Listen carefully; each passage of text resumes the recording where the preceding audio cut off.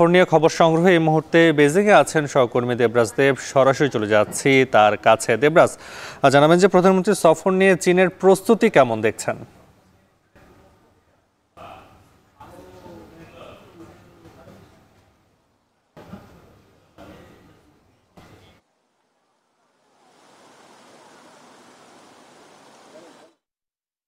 এই মুহূর্তে আমরা রয়েছি চীনের বেইজিং শহরে, যে শহরে আসলে প্রধানমন্ত্রী শেখ হাসিনা 4 দিনের যে রাষ্ট্রীয় সফর, সেই সফরে আসছেন।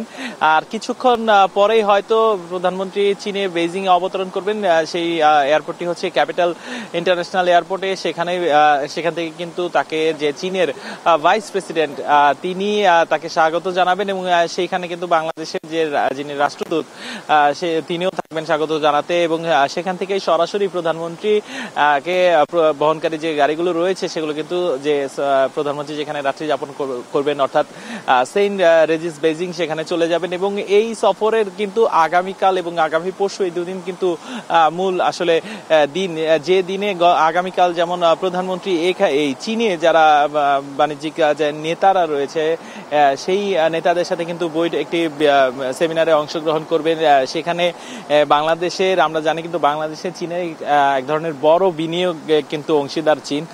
সেই ক্ষেত্রে কিন্তু এই যাত্রা, এই সফরে চীনা বিনিয়োগকারীদের কিন্তু বাংলাদেশে বিনিয়োগের আহ্বান জানাবে বাংলাদেশের তরফ থেকে প্রধানমন্ত্রী শেখ হাসিনা। এবং এছাড়া চীনের তরফ থেকেও কিন্তু বিভিন্ন ধরনের আসলে যে সহযোগিতা, সেই সহযোগিতার কথা বলা হয়েছে। বিশেষ করে যোগাযোগ খাত, প্রযুক্তি খাত, এই খাতগুলোতে কিন্তু চীনের সহযোগিতার এক ধরনের কথা রয়েছে। এবং আমরা এখন পর্যন্ত জানি প্রায় 20টি চুক্তি বা এবং সমঝোতা স্মারক সই হওয়ার কথা রয়েছে দুদেশের মধ্যে।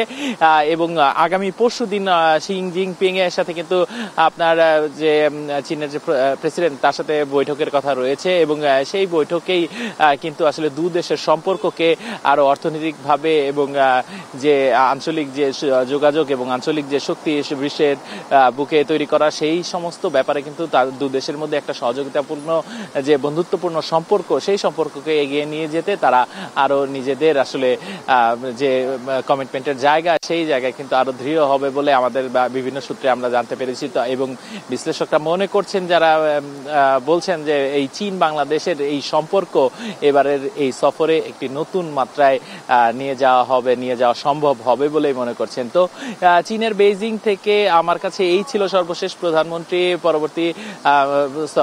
পরবর্তী সময়টাও আমরা আসলে আপনাদের সাথে সংযুক্ত থাকবো। নাফি, প্রধানমন্ত্রীর চীন সফরের বিস্তারিত জানাতে বেজিং থেকে যুক্ত ছিলেন সহকর্মী দেবরাজ দেব।